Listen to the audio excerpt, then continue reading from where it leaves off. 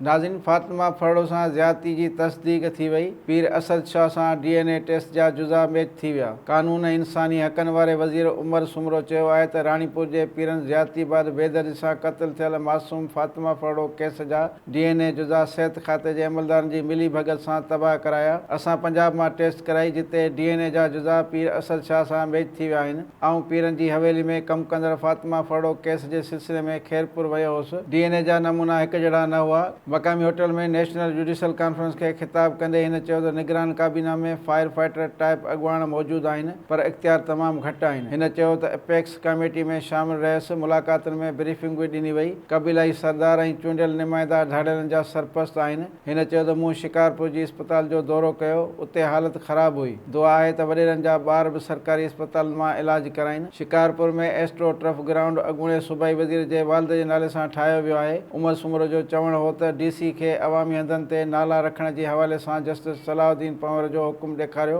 पर 3 हफ़्ता गुज़री विया आहिनि, अञा ताईं ग्राउंड जो नालो तब्दील न कयो आहे। तक़रीब खे सीनियर वकील अॻुवाण नदीम शेख, शुआब सरकी ऐं ॿियनि पिणु ख़िताब कयो।